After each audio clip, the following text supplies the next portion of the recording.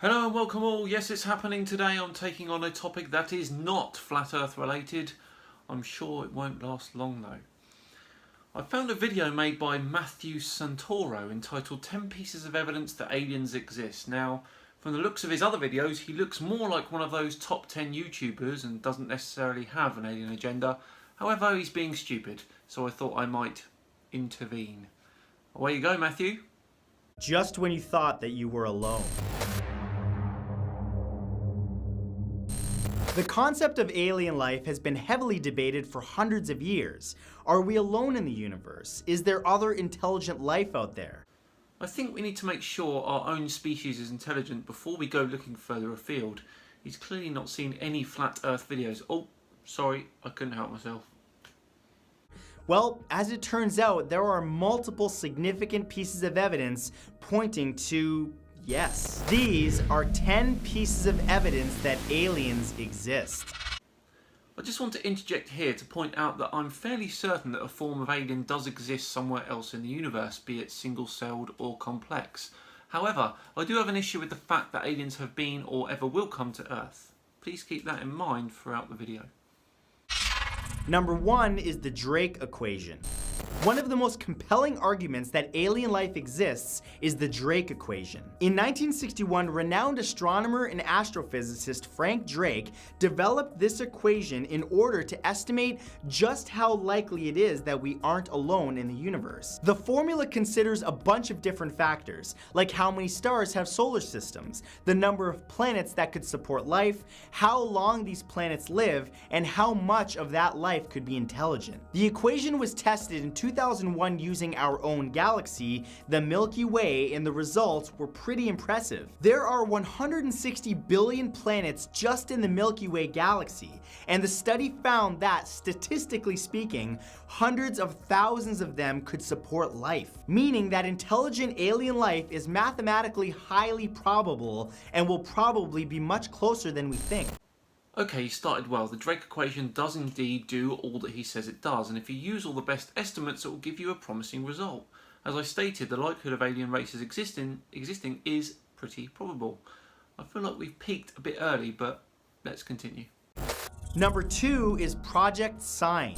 Project Sign was an official study under the United States Air Force to investigate UFOs. The study ran from 1948 to 1949, but it was kept secret for years. The investigations undertaken by the project were intended to debunk speculation that UFOs were extraterrestrial, but of the nearly 13,000 sightings that were studied, 701 of them couldn't be chalked up to weird weather or human-made objects. In the end, the government had to classify them as unidentified. The final report, titled The Estimate of the Situation, was supposedly written by the project's director, Robert Schneider, and supported the extraterrestrial hypothesis, even though higher-ups rejected it. It wasn't until 1956 that its existence was revealed in retired Air Force Captain Edward J. Ruppelt's memoir, and in 1961, its findings were finally declassified. Project Grudge, Project Blue Book,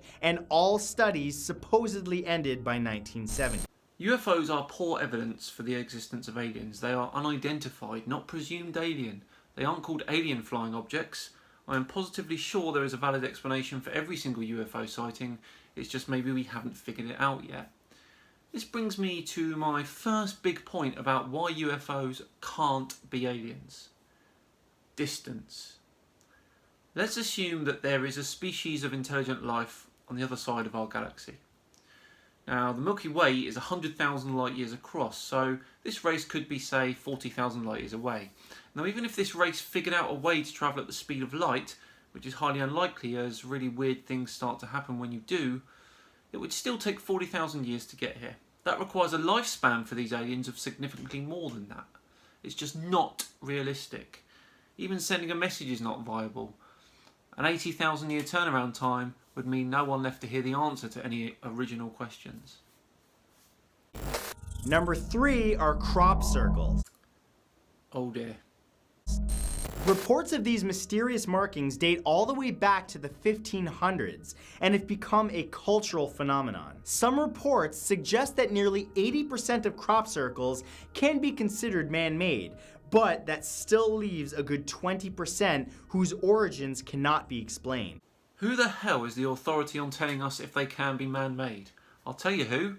The people that make them. They tend to appear in fields of corn or wheat, where the crop's stalks are long enough to be bent. Farmers have reported that they appeared in the middle of the night and seemed to be created within minutes, even though they never heard or saw a thing. Always in the middle of the night. Funny that. Theorists believe that aliens could be responsible and that the markings are a form of communication or imprints left from UFO landings. A major reason for this is the precision with which the crops are bent into elaborate designs without damaging or breaking the stalks, suggesting the precision at which this is accomplished may be beyond human ability. If a giant alien spaceship landed in my crop field, I think it would damage the stalks, don't you? Number 4 is Area 51.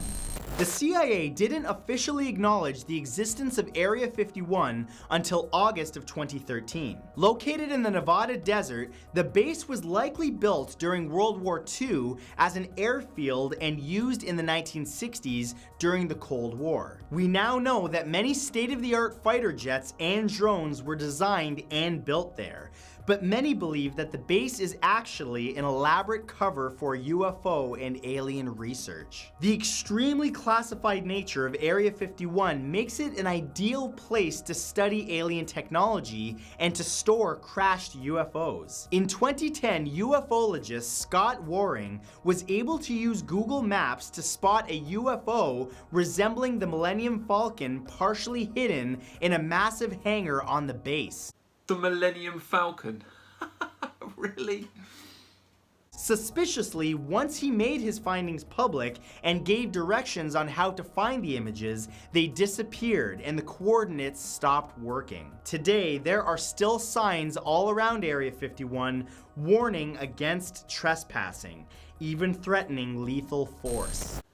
Area 51 is just a secret US Army base. Nothing more, nothing less. In fact, the alien theories probably help mask what's really going on there. Number 5 are the Nazca lines.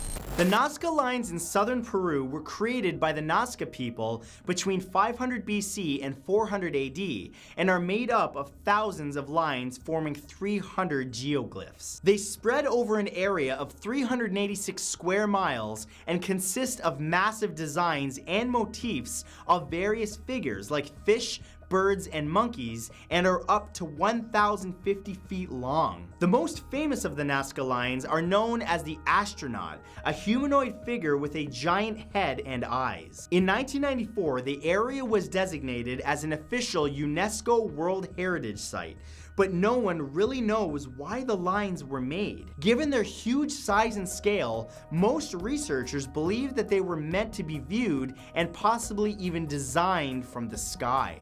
Now, if Mr Santoro actually looked into this, he would have seen that the Nazca lines are nothing more than places of ritual where the Nazca performed them to obtain water and crop fertility. Number 6 is life on Mars. Colonizing Mars has been a dream of those who look up at the stars ever since we first landed on the moon.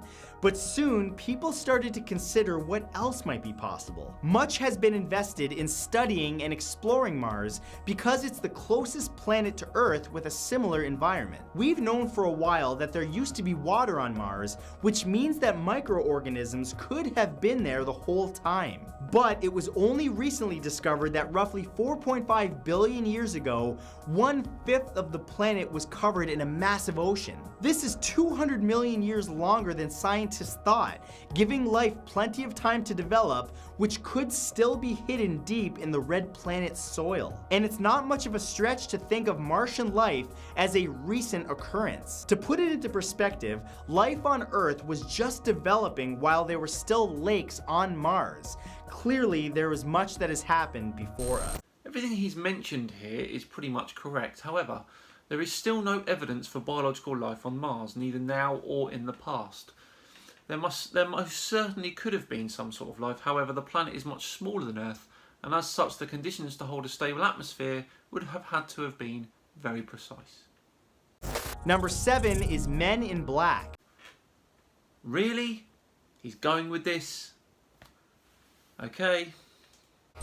For decades, there have been reports of real-life men in black turning up after UFO sightings and scaring witnesses into keeping quiet. There are reports of men who always travel in twos who are cold, expressionless, and perhaps even sinister. On May 15, 2009, surveillance video caught 2 suspected MIB entering the lobby of a hotel in Niagara Falls, Canada. The men claimed to be government agents and spent over half an hour questioning members of the hotel staff who had reported seeing a UFO 7 months earlier. It seems crazy that a movie about CIA agents investigating aliens could be based on reality. That's because it's crazy. And they probably were just government agents. A government that was still naive enough to believe that aliens could visit us. But there are many conspiracy theories that there are branches of the government unknown to the public. Of course there are branches of the government unknown to the public. There always will be, but that doesn't mean that they are all concerned with aliens. Number 8 is life not as we know it. It's assumed that for living organisms to develop, they would need the same environmental conditions as we have on Earth, primarily oxygen, water, and lots of time to grow. But as sci-fi writer Isaac Asimov theorized, oh dear, we're going back to science fiction again. when we discover alien life, it might not actually be as we know it. This perspective inspired researchers at Cornell University to reimagine the ways life could form on another planet, and they didn't have to look far for evidence. Saturn's largest moon, Titan, is the only other place in our solar system that has lakes on its surface. But these lakes aren't water, they're liquid methane. It's a cold, harsh environment, but methane has a much lower freezing point than water, which would give life more time to develop. These theoretical organisms would be methane-based and oxygen-free. The Cornell team are still researching, but they believe that it's the first concrete blueprint for life not as we know it. This is all entirely plausible, absolutely, but any form of microbial life they do find won't be picking up a farmer's son in Midwestern US backwater anytime soon. Number 9 is the Walton abduction.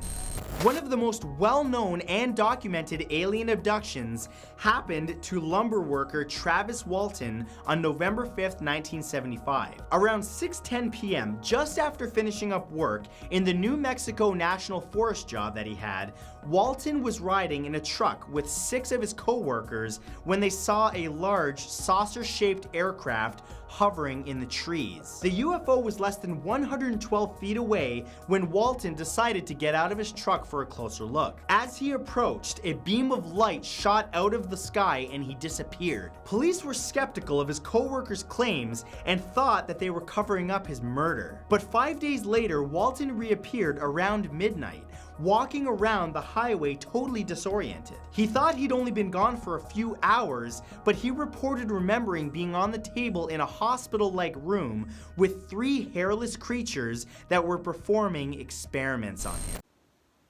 Again, what isn't mentioned is that Walton and his co-worker witnesses were about to miss a deadline to finish a large logging contract in which they would lose 10% of their pay. Only something like a fake UFO abduction could be a reasonable excuse, I guess. Also, 2 weeks prior to the abduction, NBC released their primetime TV movie, The UFO Incident. You guys make your mind up on that one. And number 10 is the Childs-Whitted UFO encounter. At 2:45 a.m. on July 24, 1948, World War II veterans turned commercial pilots Clarence Childs and John Whitted were flying over Alabama when they saw a red glowing object above and ahead of them. Why is it always America? Within seconds, the UFO flew past them at a high speed before pulling up and disappearing into thin air. The maneuver was impossible for any known aircrafts to perform, especially of that size. Childs and Whitted reported that this thing was massive, claiming that it was tube-shaped without wings, nearly 115 feet long, and 3 times the circumference of their B-29 bomber. It also had 2 rows of brightly lit windows and flames bursting out of the back end as it accelerated. Project Sign carried out a huge top-secret investigation, but they were never able to identify the UFO as any known plane, jet, or military-grade flying object, as it was officially classified as an alien aircraft. Why classify it as the most unlikely absurd thing? It was a fireball-type meteor. The day of their flight was a peak period in the Aquinid meteor shower. It's really not that hard. Okay, I'm done with all these alien stories. What always intrigues me about them is that all of the alien encounters, UFO sightings or abductions that are recorded, every single explanation of what these aliens or their ships look like can be traced to a movie released about aliens. Funny that, isn't it? I've been Simon Dan, and thank you all for watching. If you've enjoyed this flirt with a different topic, let me know and I'll carry on mixing it up for you. Thanks, and I'll see you all soon.